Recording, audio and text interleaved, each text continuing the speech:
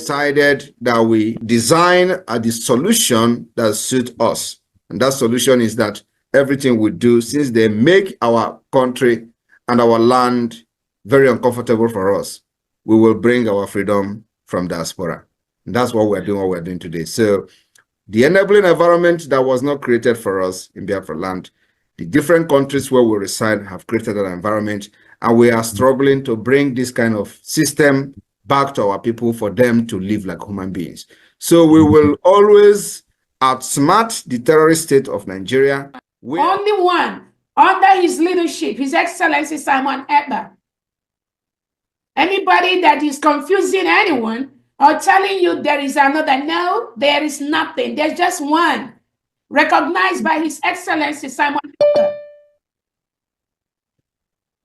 And we can pray. Once he has that communication, Biafrans, we understand that Obato Obie does not take no crap from nobody. No matter who you are, you must respect that authority. That authority is the only thing that can protect all of us. But we thank God, somebody said this is a transition period. If these things does not happen, Biafrans will not know who is following our prime minister, who wants him to fail, who wants him to be out. So this moment is ordained to happen so that Biafrans will know who is who. Welcome, fellow Biafrans, lovers of freedom across the world. I welcome you to this amazing program. Thank you so much for joining us once again on this platform. I appreciate you wherever you are connecting from.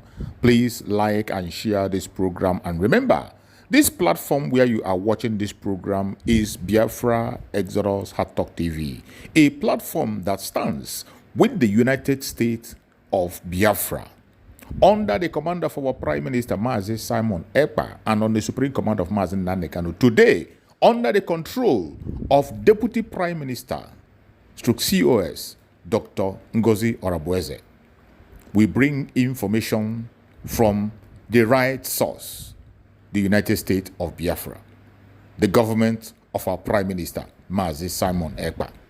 Wherever you are watching this program from, I urge you in the name of Chukwu Okike Abiama to like and share. Information is power. Remember, our Prime Minister encouraged us to engage in radical evangelism. Our Supreme Mazi Nnamdi Kanu told us to carry everybody along. In doing that, you must help us to share this video. Like and share to family and friends and to every platform where you belong.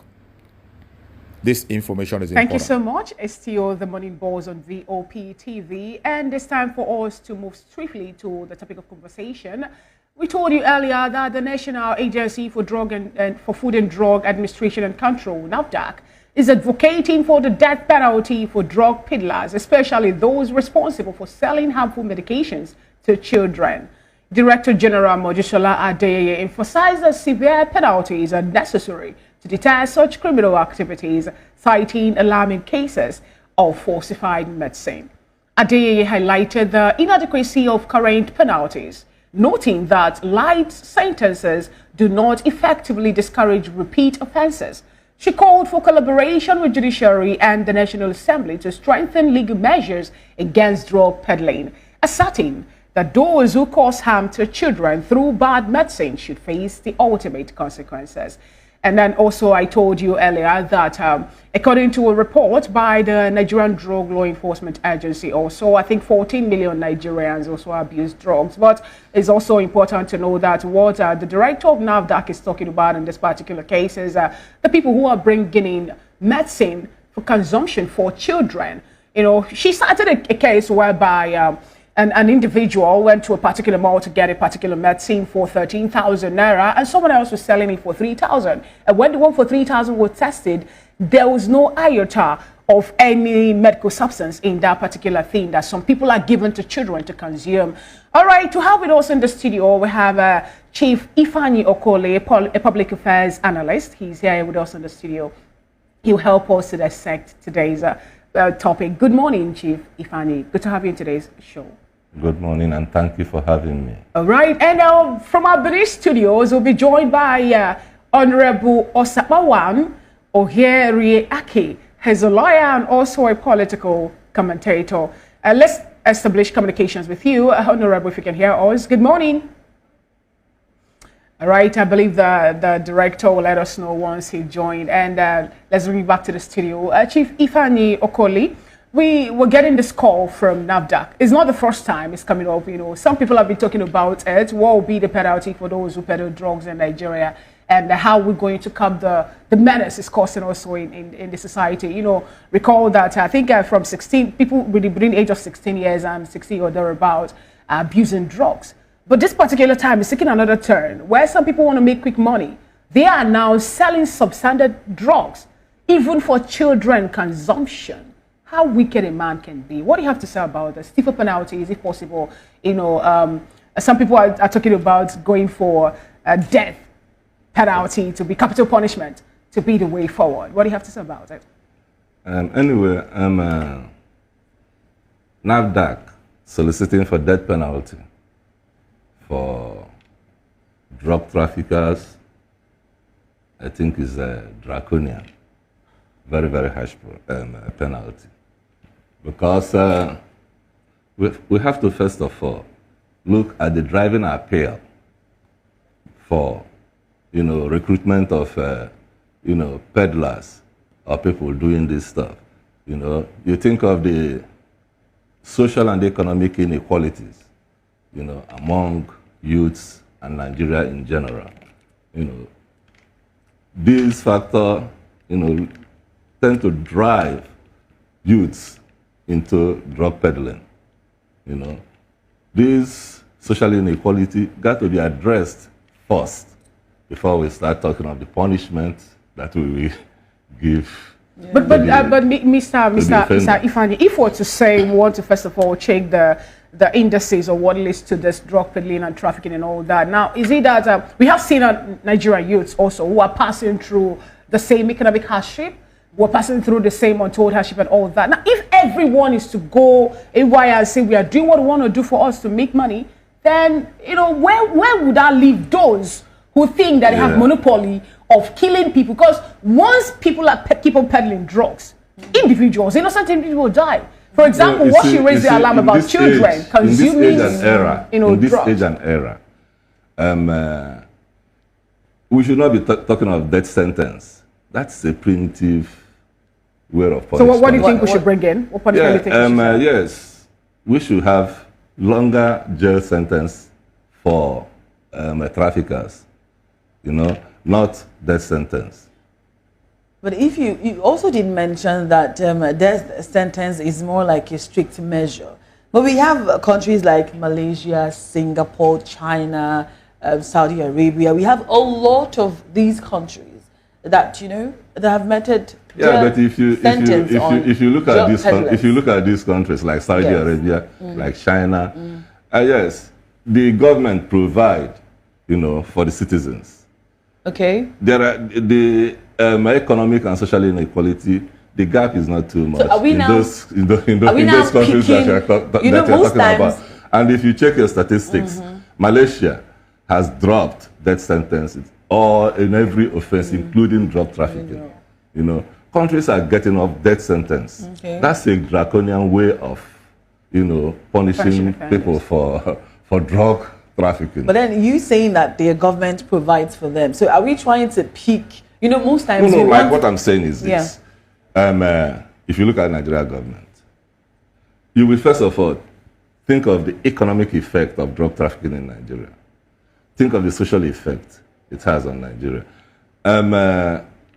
Most often, it's frustration that leads some of these people to the crimes they are committing. Though it's not a reasonable excuse for that. But you find out again that those countries, like you call China, Saudi Arabia, Bahrain, all those, they have, you know, facilities like vocational education, you know, many sources of income for their families or for the citizens than we have in Nigeria here. You know, NAFDAC is supposed to be an agency that helps safeguard life, not soliciting. But NAFDAC director, she said that you know, all excuse me, you know, NAFDAC soliciting for death sentence for for anything at all should be likened to medical doctors, you know, applying lethal injections. That is an agency that's supposed to save life, then taking away. But don't you think that this might actually be a reason to, you know, scare people from peddling drugs? Before you scare them, yeah, you know, provide for them first. You're hammering on provision for citizens. Yes, you know, provide vocational education, rehabilitation, you know. Yeah. Yes. Yeah. Make the citizens, you know, comfortable, you know, so that if you don't, none of them will have the excuse to do whatever they are doing. But peddling then if drugs, you are talking about killing them for doing what they did, then you have reason for doing that because you have this. You have this, you have this, you don't need this. But I want to take you on that. Actually, we have other countries where their citizens are suffering. Their citizens are, you know, do not have money. They are into a lot of things. And when you break a law, you're going for it. You're going for it. That you're not being provided for, or that you do not have a capacity to, you know, do something, does not give you an excuse to put the lives of other citizens in that country and beyond at risk. So are you trying to say that there are some things we should, you know, try to, you know, patch up just because what I'm saying the government is not providing for its citizens enough? In this time and era, when countries are, you know, eradicating or putting away death sentences, Nigeria is trying to introduce. But don't you think that maybe the reason why they are eradicating it, maybe the reason why they are eradicating it, the funny thing in it is that it is an agency that should protect life, that is advocating. Let's bring you back again to that. You know, when you talked about, you know, NAFDAC being an agency that should protect life, in this particular case, Adeye says that she is doing everything possible to make sure that lives are being protected. But individuals are, in other hands, making sure that lives that they are working very hard to protect are being taken. Now, what excuse do you think an individual will have to draft for organ harvesting? It will be for every other thing. And when some of these people are being accosted or when they're being met, everyone push it down to drugs that they take and all that. You know, some will say it's because they're on high drugs and a whole lot, you know. But now, when we have teenagers, there was a report saying something about it being some high somewhere in Akwa Ibom, or that 16 years old and all that being pushed out, where even some are harvesting their ovaries and, you know, illegally. And we know we have zero tolerance for such under the new slave law. So now that we've pointed out one of the factors for that heinous crime to be drug abuse, I used to saying that stiffer penalties like death sentence is not a way to go for this. Imagine how many manpowers are losing and how many persons dying, how many vibrant youths are going away, dying. You know, sometime in Edo State, a man killed his son because he was under intoxication of a hard drug and all that. And we can, you know, keep on counting and counting and counting. No, you see one thing. You cannot discuss organized crime without drug trafficking coming into it. Because it is these youths that are vulnerable. You know, that's where I'm talking about now. That it is the economic inequality and social inequality that exists among these youths, you know, that makes them vulnerable to these factors. So when we want to fight it, we should fight it very, very well and very, very accurately. Because the officials and agencies fighting these crimes are very, very corrupt. You understand? It is not, even if you impose death penalty, you know, those drugs will be apprehended. In 2-3 months' time, you see them in the street again doing what they're doing. You understand what I mean? So this, if we want to fight, let us fight it honestly and not just we are talking with death penalty to instill fear. No, it doesn't bring any fear. Buhari Diabo did it. He didn't stop it. You understand what I mean? So we have to address the root cause of it, you know, provide for our citizens, make the trade, you know, less profitable, you know, and make our youth less vulnerable, you know, to the trade. Okay. Then we will now talk about the punishments to give them. All right. Let's bring in Honorable Osamowan, who is a lawyer and also a political commentator who is there already in our Benin studio. Good morning, Honorable. How are you doing today? I'm doing great. Good morning, and hope you're fine too. Here we are. Welcome to the Morning Boys. Okay, and my question is this: how possible is it that ordinary Nigerian can involve in drug peddling, given the fact that just I think 2 weeks ago we heard that there's a joint task force that was organized by Nuhu Ribadu, who happens to be an NSA, and they were able to intercept 250 trucks loaded with illicit drugs. How possible is it that individuals, ordinary Nigerians, are the ones championing this? And if that is not the case, or if it happens that well-to-do Nigerians are the ones at the top of this drug peddling in this country, will this clamor or cry for NAFDAC to bring in stiffer penalty like death sentence now deter drug peddlers from carrying out their actions or their activities? Okay, maybe I should start from the last line. The issue of trying to stop drug peddling by imposing the death penalty. My take on that, which has been consistent with my position all along, even as a state legislator, when the issue came up for kidnappers in the house, then whether we should put in our law, inject to the law, the anti-kidnapping law, the death penalty. I stood against it because I saw it as one cheap way of trying to confront a very serious matter.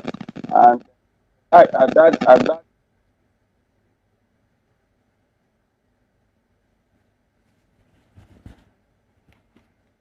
the cheapest way, Honorable, please, Honorable Osamawan, please, we would like you to put out your device, the earpiece you're using, so that we can be able to hear you properly, okay? Please, we'd like you to do that. Exactly. Continue. It's clear now. It's better. Yeah, yes. The trying to get to solve very serious matters using simple measures. You know, I think for like one quick solution, but it is not. We have had there are so many penal provisions in our law that prescribe the death penalty, but those crimes are still with us. Armed robbery, murder, and what have you, they are still with us. The death penalty has not solved it. So because it is about the ultimate penalty that anybody could pay for a crime. And for me, I think it is death or murder or such like offenses that should attract the death penalty. You know, so having said that, I want to align seriously and with your guest in the studio there. He has made the point. The thing we need to do is to tighten up loose ends in the mechanism, the organogram, and the whatever other measures we have put in place to keep away drug peddling.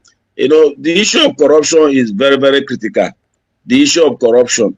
If people who are saddled with responsibility of tackling this problem actually get to work honestly and with dedication, commitment, you find that whoever is involved would have their day in court. And it is not like, you know, when people are given the task, they are employed to ensure that those who do the crime, you know, also do the time.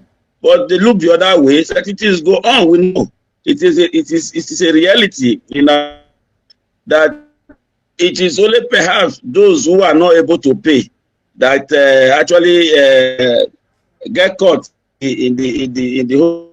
They are the one that will be scapegoated. Scapegoatism, you know, is connected in our penal system and criminal adjudication process from the law enforcement agencies like the NDLA that you mentioned. You know, when those who are not capable of meeting the terms of those agencies are the ones that eventually that eventually get caught and are prosecuted. So for me, we need seriously to look in what to sanitize. We mouth so much about reform. Those reforms never get off the table. How possible do you think, Honorable Sabowam, how possible do you think the sanitation will happen? You know, how soon do you think it will be when some of the political elites refuse going for drug testing? Because you can recall that also it was raised on the floor of the House that if possible, Nigerian lawmakers and those that have been elected into public office should also be subjected to drug testing to make sure they're not also, you know, taking one or two drugs. Well, as it were, as it is written in the scripture, in the holy book, say, all have sinned and have come short of the glory of God. That is the way I see some of this issue. You know, like again, when Jesus Christ was quoted as asking those who have not sinned to cast the first stone, that's the way it is. So, but if we must be taken seriously as a people, as a nation that want to tackle this menace, there must be some deliberateness. There must be some deliberateness. And since we now find ourselves in a party democracy system, you know, we want to go and look at the party manifesto. What is their position on drug peddling and drug control and all that? Look at the political parties. You know, what are they doing about it? You know, the America we are trying to copy. You see, the Republicans have their position on the issue of drug control. They have their position on the issue of right to abortion. They have their position on gun handling and gun possession. You know, that is what we should have. You know, I don't think today that any of the political parties in Nigeria have sat down to do thorough job or what they will do on the issue of the drug control, the measures that will be put in place, the issue of the appropriate legislation that will be there, that will be put on ground to ensure that these things, you know, do not continue, because it is really doing a lot of damage to the society. Yeah. So we must start from that point of policies. You know, after policy, then, like I said, there must be deliberateness in how those policies are put in place, and situating it within the realities of our own society. But because it's not just about copying. Yeah. It's not just about copying. You know, there was a time with the greater respect, a former governor of Ondo State, the learned senior advocate of blessed memory, Akeredolu, was pushing for legalization of cannabis sativa, otherwise known as Indian hemp.